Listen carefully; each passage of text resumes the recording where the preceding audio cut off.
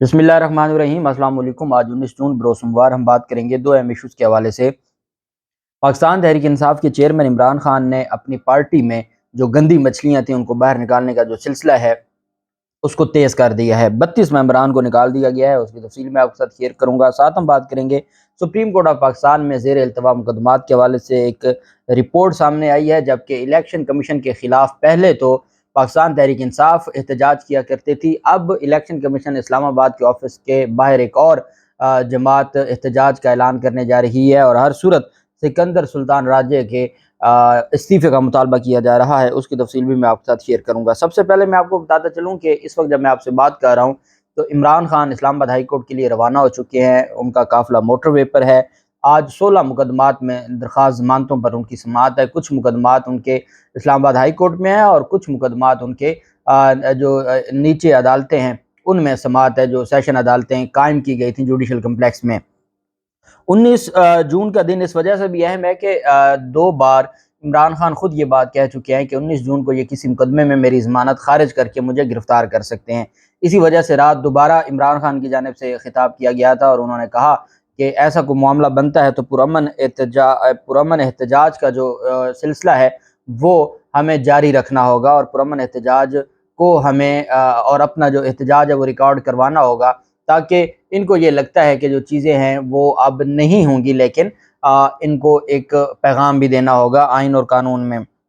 बहरहाल अब इमरान खान आज जो मुख्तलिफ अदालतों में पेश होते हैं, मुझे नहीं लगता कि कोई भी ऐसा केस है, सारे प्री मेच्योर केसेस हैं। जो ज़मानतें हैं वो अभी फ़ाइल हुई हैं और उसमें कोई ज़मानत खारिज होने वाली नहीं है। और इस्लामाबाद हाई कोर्ट में चूँकि चीफ जस्टिस आमिर फ़ारूक साहब की अदालत है तो वहाँ भी ज़मानत के केसेस हैं, तो वहाँ जो चीज़ें हैं वो किसी और तरफ जा सकती हैं। बाकी जो सेशन अदालत में या इंसदाद दहशतगर्दी अदालत में केसेस हैं वहाँ पर सारे मुकदमात में ज़मानत मंजूर हो जाएगी और वो खैरियत से वापस आ जाएंगे। लेकिन एक अहम बात वो ये है कि जस्टिस बाबर सत्तार साहब लाहौर हाई कोर्ट के जज हैं, आज इस्लामाबाद हाई कोर्ट के जज हैं। आज उनसे बहुत उम्मीद है, आज अहम केस की समाअत होने जा रही है इस्लामाबाद हाई कोर्ट में। ये है ऑडियो लीक्स से मुतल्लिक। साकिब निसार के बेटे ने एक एप्लीकेशन फाइल की थी और उसमें कहा था कि जो कमेटी है, पार्लिमानी कमेटी, उसने इंक्वायरी शुरू कर दी है और उसमें मुझे तलब किया गया है और वो प्राइवेट लोगों की जो ऑडियो है उसके ऊपर उन्होंने तहकीकात शुरू कर दी हैं। शुएब शाहीन एडवोकेट साहब साबिक सदर हैं Islamabad high court bar association के और इस वक्त वो जो वर्किंग कमेटी है CWC है पाकिस्तान तहरीक इंसाफ की, उसका कोर कमेटी का भी हिस्सा बन चुके हैं। शुएब शाहीन सीनियर एडवोकेट हैं सुप्रीम कोर्ट के, वो इसमें वकील थे। तो बाबर सत्तार साहब ने 3-4 सवालात उठाए थे कि क्या किसी की प्राइवेसी को डिस्टर्ब किया जा सकता है, क्या किसी की ऑडियो लीक की जा सकती है, कौन सा इदारा है जो ऑडियो टेप करता है, रिकॉर्डिंग करता है, और फिर कौन से SOPs हैं हुकूमत के पास कि उसको लीक करने की इजाज़त दी जाती है। इन सवालात पर, और ये सवालात PDM की हुकूमत के गले का फंदा हैं। यही वजह है कि इन सवालात को उन्होंने मद्देनज़र रखते हुए ये कहा था कि एतजाज़ अहसन साहब और मखदूम अली खान साहब और बाकी जो सीनियर वकला हैं उनसे ये गुजारिश की गई थी कि वो जो अमिकस कुराए की सूरत में, अदालती मुआवन की सूरत में वो अदालत को असिस्ट करें।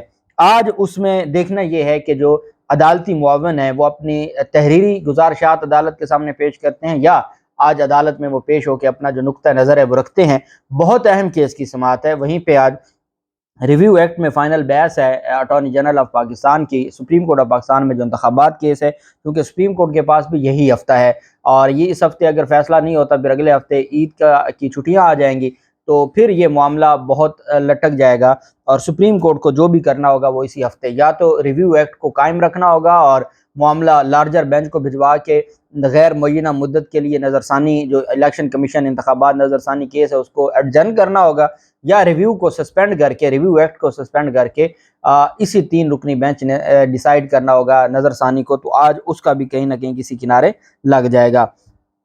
सुप्रीम कोर्ट ऑफ पाकिस्तान में जो सुप्रीम कोर्ट ने 15 जून तक ज़ेर इल्तवा मुकदमात की रिपोर्ट जारी कर दी है।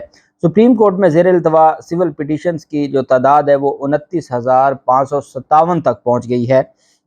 ज़ेर इल्तवा सिविल अपीलों की तादाद 9,758 हो गई है। जिस मुल्क की सबसे बड़ी अदालत के 2 जजेस एक साल से ज़ायद हो गया है, 2 जजेस है ही नहीं, 17 टोटल होते हैं, 15 से काम कर रहे हैं और तीसरे जो जज हैं قاضی فائز عیسیٰ صاحب وہ پچھلے 3 ماہ سے عدالت میں بیٹھ ہی نہیں رہے، وہ چیمبر ورک کر رہے ہیں۔ چیمبر ورک سے مراد ہوتا ہے کوئی کیس نہیں سن رہے۔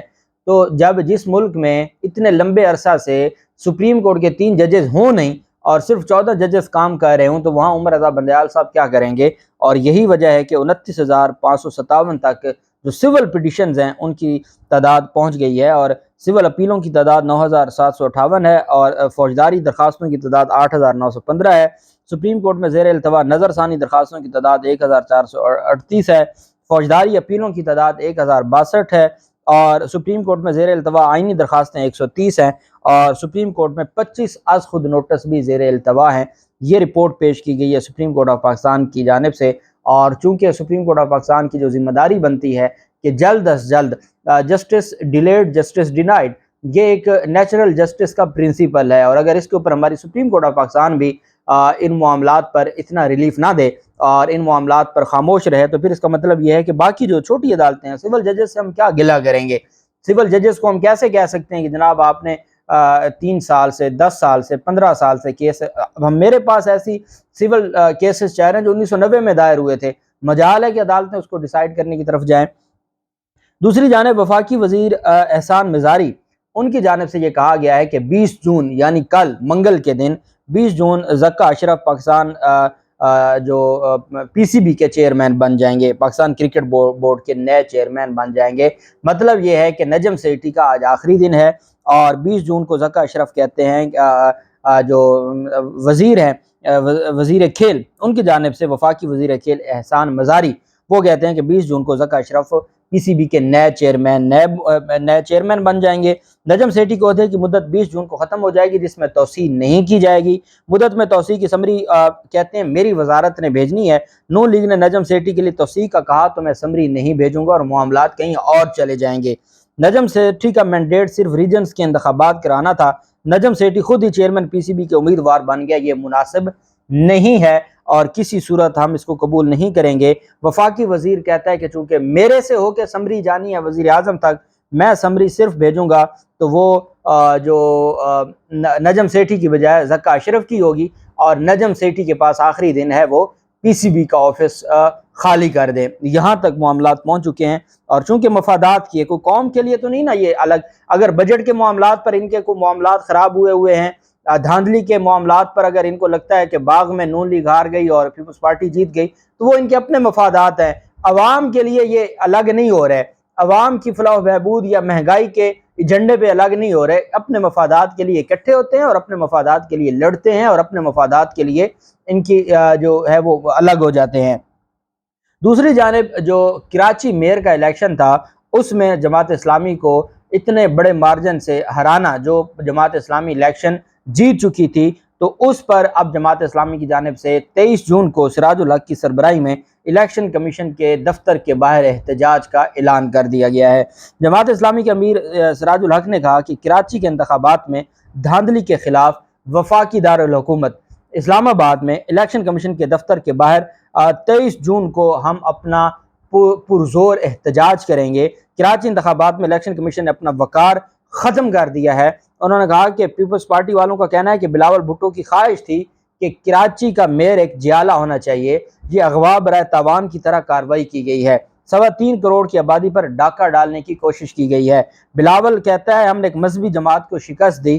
انہوں نے کہا کہ وہ کراچی والوں کو سلام پیش کرتے ہیں جنہوں نے کراچی کے حقوق اور اپنے بچوں کے روشن مستقبل کی خاطر کراچی کے لوگوں نے جماعت اسلامی پر اعتماد کیا، لیکن بلاول نے اور پاکستان پیپلز پارٹی نے غنڈہ گردی کے ذریعے اور اغوا برائے تاوان کے ذریعے ان لوگوں کو انتخابات میں حصہ نہیں لینے دیا، یا ان کو لاپتہ رکھا، جس کی وجہ سے وہ نہ آ سکے اور وہ اپنا جو حصہ ہے، جو اپنا حق ہے، وہ ادا نہیں کر سکے۔ ان کا کہنا ہے کہ ہمارے 2 مطالبات ہیں، یا دوبارہ میئر کا انتخاب کروایا جائے یا سکندر سلطان راجہ اپنی نااہلی پر مستعفی ہوں، چونکہ وجہ یہ ہے کہ الیکشن کمیشن کہہ رہا ہے کہ یہ پاکستان کی تاریخ کے صاف شفاف انتخابات ہوئے ہیں۔ اگر میئر کے الیکشن یہ صاف شفاف الیکشن کمیشن کو نظر آتے ہیں، تو اگر یہی الیکشن جنرل الیکشن میں بھی یہی حال ہوا تو وہ بھی الیکشن کمیشن تو کہہ دے گا کہ صاف شفاف ہے، تو قوم کدھر جائے گی؟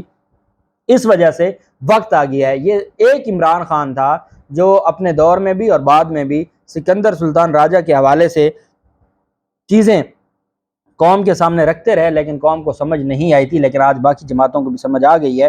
دوسری جانب کراچی کے میئر کے انتخابات کے دوران ووٹنگ سے باز رہنے والے پارٹی ہدایات کی خلاف ورزی کرنے پر مقامی حکومت کے 32 منتخب نمائندوں کو شو کاز نوٹس جاری کر دیے ہیں۔ پاکستان تحریک انصاف کے چیئرمین عمران خان کی ہدایت پر صدر سندھ علیم عادل شیخ نے ان ارکان کو مقدمات کو دیکھنے کے لیے اپنے لیگل ونگ کے ارکان پر مشتمل 12 رکنی کمیٹی بھی قائم کر دی ہے۔ پارٹی میں جن ارکان کے خلاف مقدمات ہیں 12 رکنی ایک لیگل کمیٹی وہ بھی قائم کر دی گئی ہے۔ ان منتخب اراکین کی عدم موجودگی کے سبب جماعت اسلامی اور پی ٹی آئی کے مشترکہ امیدوار حافظ نعیم الرحمان کو شکست ہوئی اور میئر کے انتخاب میں پاکستان پیپلز پارٹی کے بیرسٹر مرتضیٰ وہاب جیتے تھے۔ 12 رکنی کمیٹی کے سربراہ ریٹائرڈ جج رانا زکی ہیں، جنہیں چیئرمینز، وائس چیئرمینز، کونسلرز کے کیسز کا جائزہ لینے کا مینڈیٹ دیا گیا ہے کہ وہ mayor, deputy mayor, chairman, vice chairman کے بلدیاتی انتخابات میں پارٹی لائن سے ہٹنے والے اور پی ٹی آئی چیئرمین اور پی ٹی آئی سندھ کے صدر کی ہدایات پر عمل نہ کرنے والوں کے معاملے کا جائزہ لیں اور ان کے خلاف قانون کے مطابق کارروائی کی جائے۔ صدر حلیم عادل شیخ نے نوٹیفیکیشن جاری کیا اور خبردار کیا کہ اگر کوئی رکن 15 جون کو ہونے والی ووٹنگ اور بلدیاتی انتخابات کے اہم مرحلے میں اپنی غیر حاضری کا جواز پیش کرنے میں ناکام رہا تو اس کے خلاف سخت کارروائی ہوگی۔ نوٹیفیکیشن میں کہا گیا کہ متعلقہ ایوان کے پارلیمانی لیڈر اور سندھ کے صدر منحرف اراکین کو شو کاز نوٹس جاری کریں گے اور 3 دنوں میں جواب طلب کریں گے اور پھر ان کے بعد ان کے خلاف جو کارروائی ہے وہ کی جائے گی۔ یہ اعلان کیا گیا ہے پاکستان تحریک انصاف کی جانب سے۔ جب تک آپ تگڑا ایکشن نہیں لیں گے اور اپنے جماعت کے اندر چھپے جو کالی بھیڑیں ہیں اور گندی مچھلیاں ان کو آپ نکال باہر نہیں کریں گے، تب تک آپ کسی اور پر گلہ کرتے رہیں تو اس طرح مسائل حل نہیں ہوں گے۔ اور یہ جو ایکشن ہے وہ درست شروع کیا گیا ہے۔ اللہ پاک پاکستان کا حامی و ناصر ہو۔ بہت شکریہ۔ اللہ حافظ۔ پاکستان زندہ باد۔